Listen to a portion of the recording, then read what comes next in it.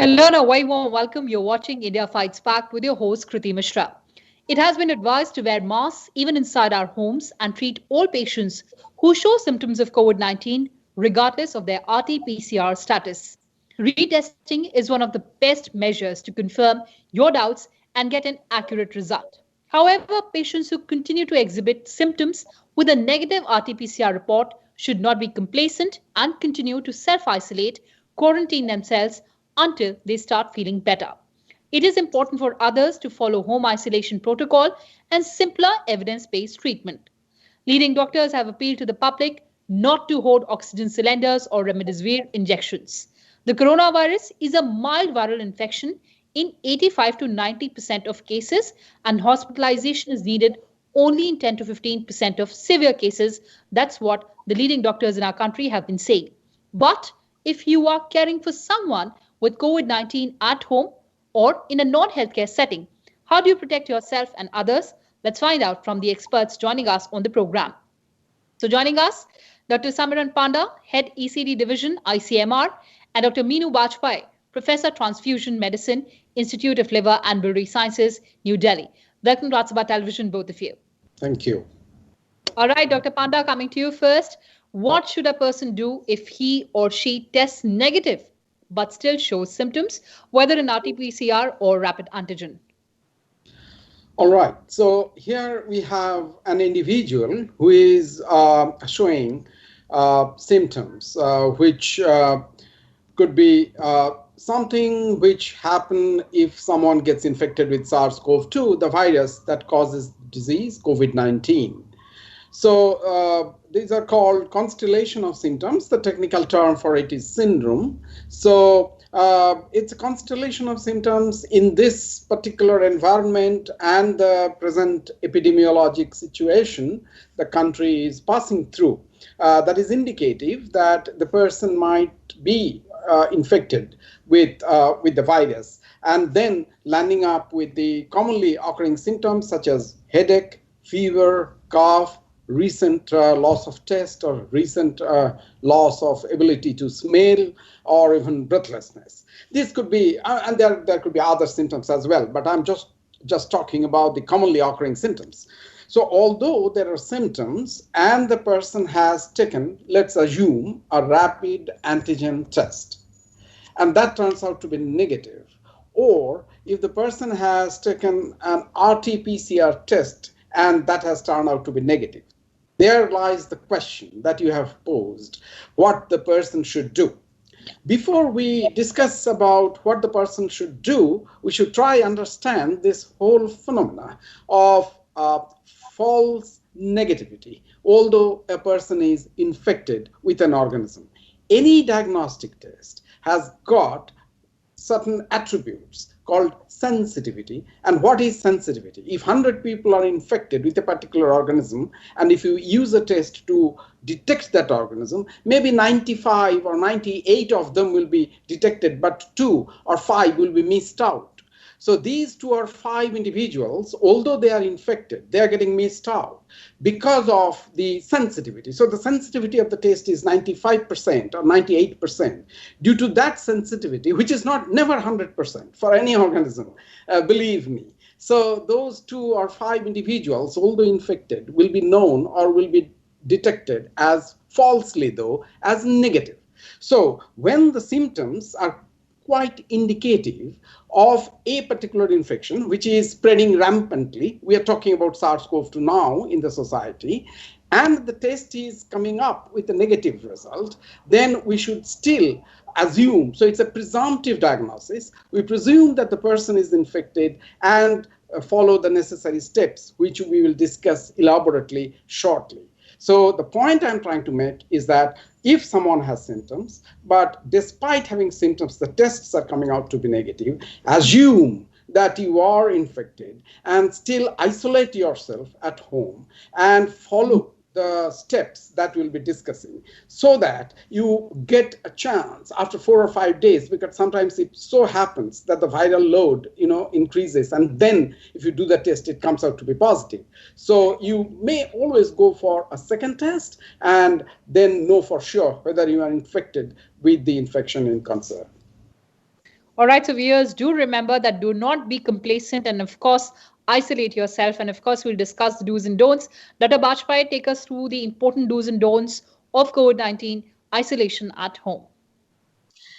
When you're at home and you get certain symptoms which are suggestive of COVID, that might be a sore throat, a runny nose, what you call it, fever, body ache, vomiting, stomach upset. All these symptoms are there, and you often get atypical symptoms. A person may have body ache and fever, but no sore throat, or he may be having digestive symptoms only. So if there's any kind of these kinds of symptoms in the middle of a raging pandemic, the first thing you should do is isolate yourself and save your loved ones, the family members. By isolating yourself is keeping yourself limited to a room in the house. Whenever you step out of that room, you should be properly masked, preferably with the N95 mask. And with that, isolate yourself, get yourself tested. And even if you're negative and you're getting the symptoms, you should continue to isolate yourself. Because as sir has said that there might be a false negativity, so you cannot be sure. And many cases we are coming across with a clinical radiological diagnosis where the clinical symptoms are there and the radiological features are there, but the test is not coming positive.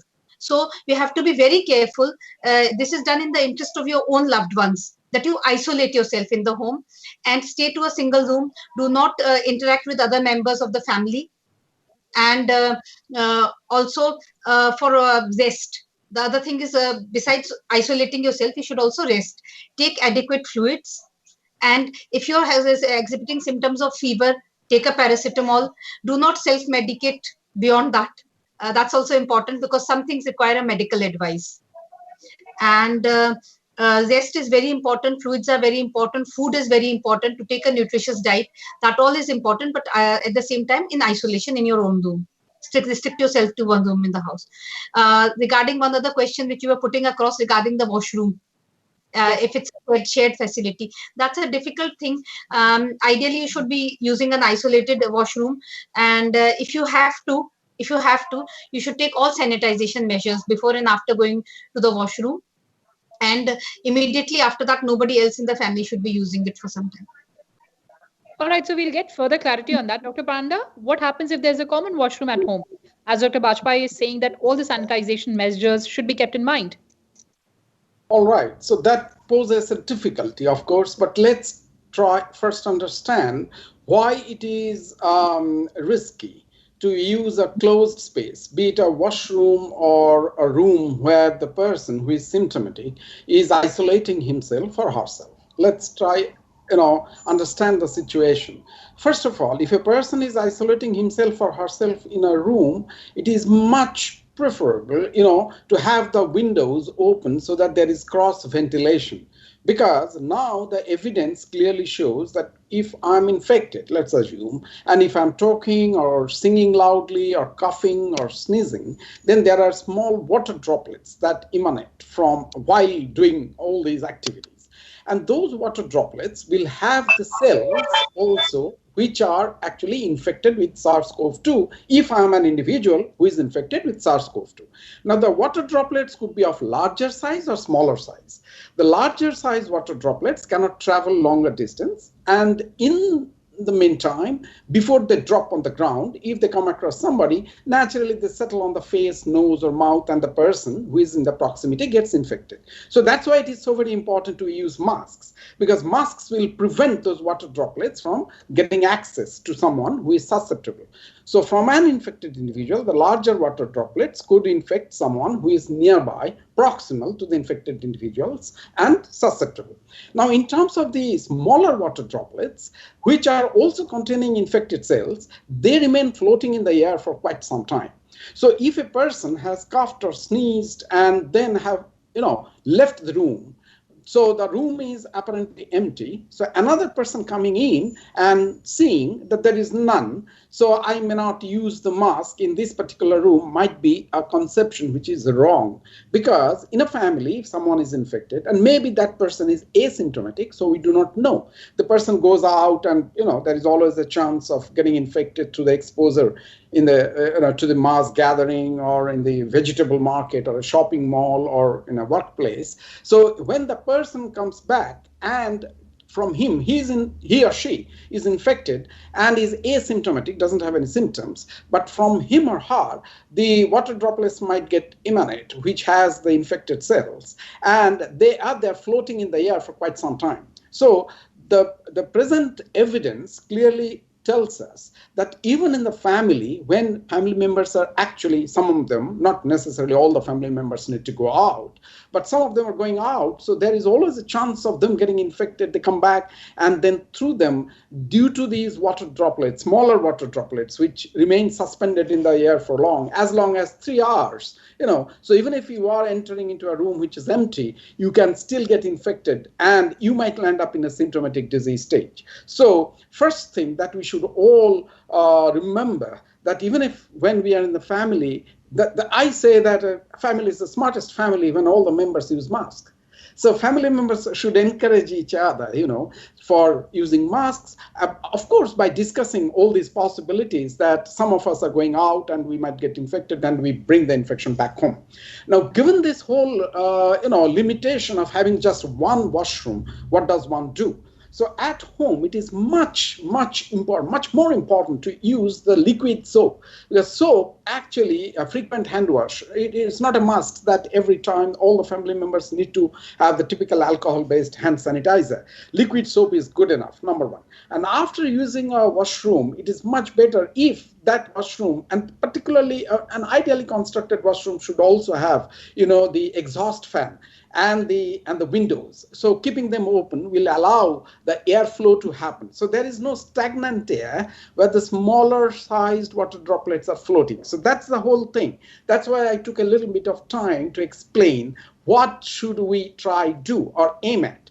And that's the second. And the third thing is, first one was the liquid soap, frequent use of them to wash our hands and faces. Second is to have the washroom also quite airy and well ventilated, and of course the exhaust fan running there. If it is not functioning, please repair it.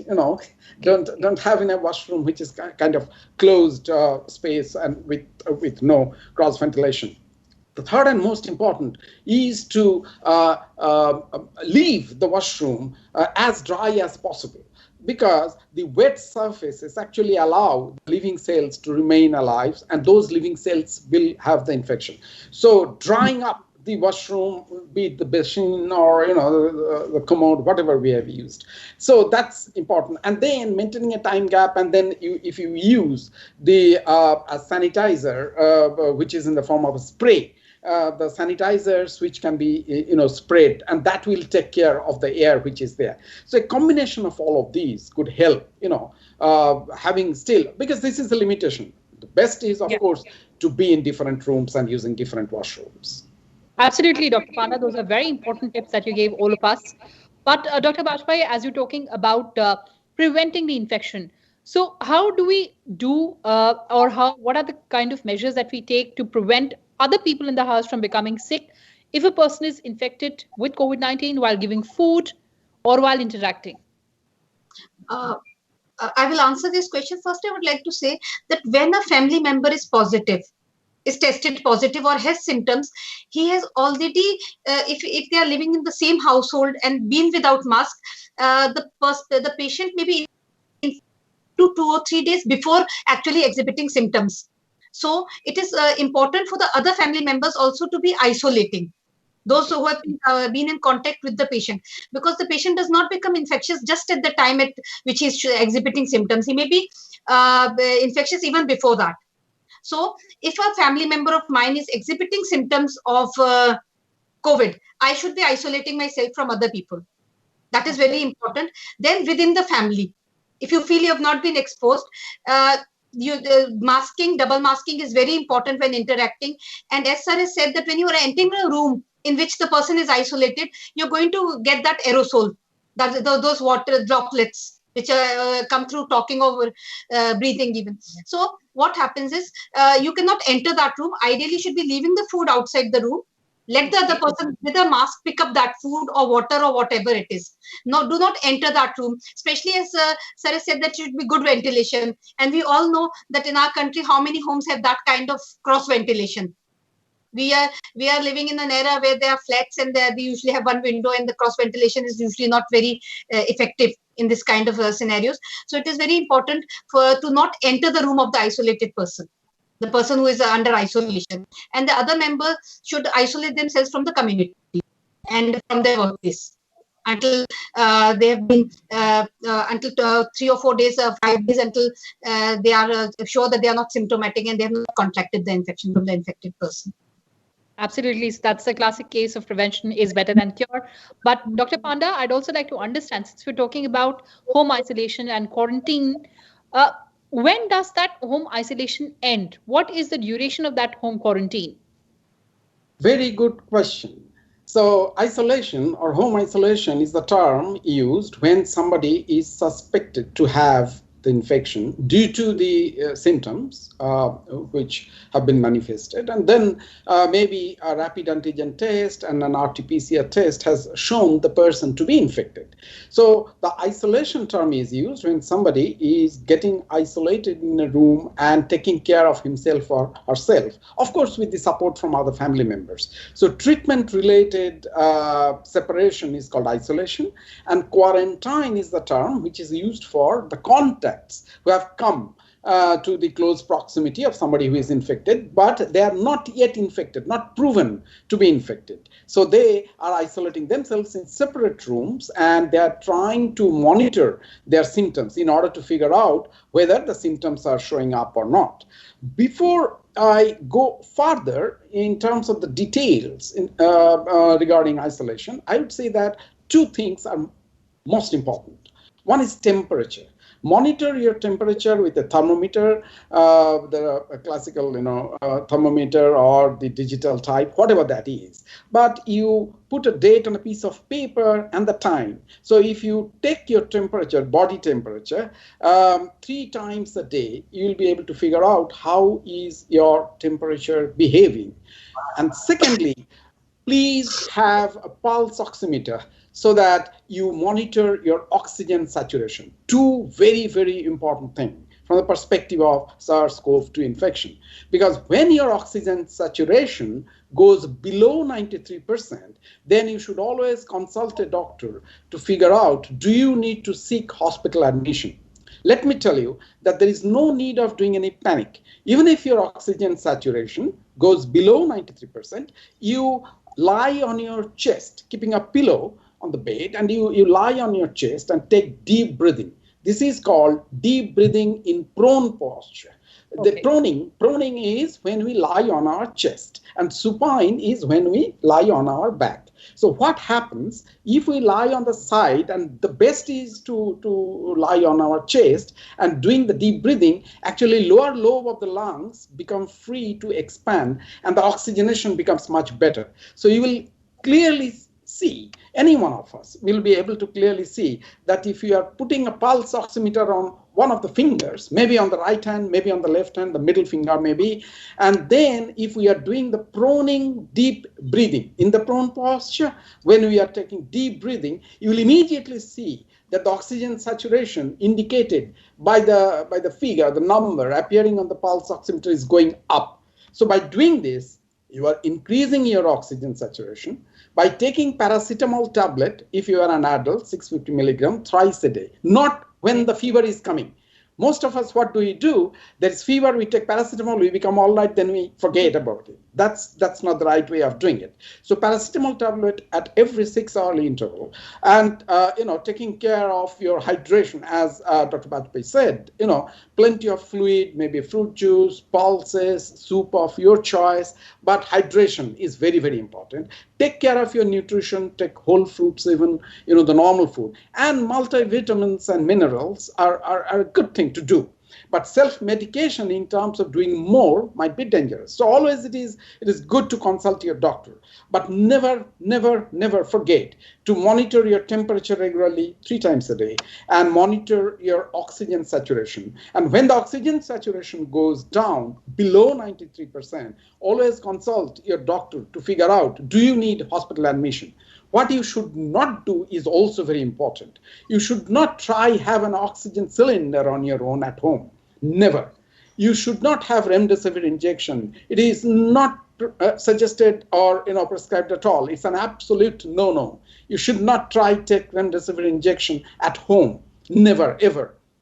Before taking steroids, you should always, steroid inhaler, yes, it is possible to take it because even for asthma, some of us are prescribed, but consult your doctor before taking that. And never try to rush to the hospital out of panic when you can jolly well be managed at home, because most of the SARS-CoV-2 infections are asymptomatic, and those who are symptomatic, majority of them can be managed very effectively at home. So home-based care is something which is very important. Each one of us should know about it. And while taking care of ourselves, we should also take care of our family members. So if they have not gotten themselves vaccinated, it is very, very important to encourage them to go and get vaccinated. Because what vaccines do, these vaccines, I'm talking, of course, about the COVID-19 vaccines, they do not prevent acquisition of infection. They prevent progression of the disease from mild form to severe form, or from severe form to to the necessity when I need to go and get myself admitted in the hospital, the requirement for oxygenation, or even death. All those are averted by the vaccines. So encouragement for vaccines should happen. If the family members were suffering from a bit of a hesitancy, as we call it, vaccine hesitancy, that should also be addressed. So it is not only caring for each other, but it also encouraging others to go and get themselves vaccinated is very, very important. Absolutely. And of course, we are in the third phase of vaccination now, wherein the registration is also open for the people in the age bracket of 18 to 44. But Dr. Bajpai, as Dr. Panda is saying, that panic is not the solution. But I'd just like to understand, when should people start thinking of an alternate course of action in terms of hospitalization? You know you got COVID, you've got some symptoms of COVID and you're at home. So what Dr. Panda has said, that you're taking your temperature and you're taking this, what you call it, oxygen saturation. Two things are going on. If your saturation is falling below 94%, you should consult a doctor about your symptoms. And if at any time you're experiencing breathlessness, which is very important, you should consult a doctor and give your symptoms and take advice regarding hospitalization. These are very, very important things to see, but only with the doctor's advice. All right, only with the doctor's advice. But with the doctor, yes. Let's also talk about basic medication. What is the basic medication according to the ICMR guidelines? All right. Okay, go ahead, Dr. Bajpai. Yes, Dr. Bajpai, then I'll come to you, Dr. Panda. Yeah. When you're at home isolation and you don't have a doctor directly treating you, as Dr. Panda said, we cannot take any other drugs other than those over-the-counter drugs, which would include paracetamol, multivitamin, zinc, vitamin C, whatever you want. But evidence-based is for paracetamol, basically. If you're having fever, take paracetamol. There have been some, some guidelines often on this inhalers. That is budesonide inhalers, that they would help you with the breathing, but not everybody requires it. It does cause vasodilatation. I think Dr. Panda will give a clearer evidence on that. Dr. Panda. Dr. Panda, you wanted to add something? Sure. I mean, in line with or in continuation with what Dr. Bajpai has said, I would highlight 3 things. If the temperature is being monitored, if the oxygen saturation is being monitored, and the cough, dry hacking cough most of the times, and with the cough, if you have expectorations, which is turning into yellow, so you know that there is a superadded bacterial infection, maybe there is a necessity of using antibiotics, for which you have to consult your doctor. So if the cough and the fever, there is no remission of it after 5 to 7 days, that's an indication. Because the question that you are asking, when to seek alternative support or treatment support. So that's an indication. 5 to 7 days time should be good enough. If somebody is monitoring his or her vital parameters and is having paracetamol and with the minerals and vitamin support, nutrition, good amount of hydration. And for cough, you can always have expectorant or cough suppressant, which is generally used at home. But despite all of these, if it is not really becoming well, you consult your doctor to figure out whether you can take budesonide puff, not the tablets, because budesonide puff is much more safer, and there is evidence that it reduces your chance of going to the hospital, because the whole purpose of home-based care is not to become all right, but also to see that it gets managed well at home so that I need not to go to the hospital, because going to a hospital is not a very good thing. And in terms of oxygen, the necessity for oxygen, as I said, hoarding oxygen cylinder is not at all a good idea. But again, in consultation with the doctor, you can always have an oxygen concentrator, which is a bit costly affair, but it is a safe affair. So all these are very much necessary. Once you do all of these, but the disease is worsening, then probably it's the time for you to figure out that maybe I require inpatient facility. But I will underline that if you have received your vaccine on time and if you are monitoring yourself well with appropriate hydration and this limited amount of tablets. Of course, people have been, hearing about on the social media about hydroxychloroquine, ivermectin, azithromycin, doxycycline, and whatnot. We would say very clearly that these are usually not prescribed until and unless there is some indication. As I said, along with the viral infection of your respiratory tract, you might have superadded bacterial infection, and there you may require, azithromycin or any antibiotic, but that can only be taken once you consult with your doctor. So consultation with doctor is not to go to a hospital and get admitted. So it is not to create a fear, but this is to say that, well, from your doctor that it's the right time, because many times we have seen that superadded bacterial infections complicate the disease process. That can also be managed at home. That is not to say that the yellow expectoration, which is indicative of a bacterial infection, or a green color expectoration, or the black expectoration is an indicative of bacterial infection, but that is not to say that it requires immediate admission to the hospital. So the bottom line is it can be managed at home effectively if you monitor your vital signs and do as the home-based care guideline says. I would indicate for all the viewers of yours clearly that if you go to the website of ICMR, you can see the left-hand boxes, which are about the minor disease and the home-based care. And very quickly, we will also come up with only one-pager guideline for home-based care. So that will also be helpful. But as yet, it is very much there on the website, the left-hand side boxes, which talks about minor disease and how can that be managed at home. All right, so I hope that we could answer the basic queries of our viewers on home isolation and, of course, COVID care. On that note, thank you so much for joining us. Thank you. So that's all we have for you in today's edition of India Fights Back. But before that, let me remind you once again to stay safe from the coronavirus pandemic. Remember to wear a face mask and wash your hands and face regularly, and ensure that you maintain physical distancing whenever you're stepping outside. These simple precautions are all it takes to defeat the pandemic. Take very good care. Goodbye.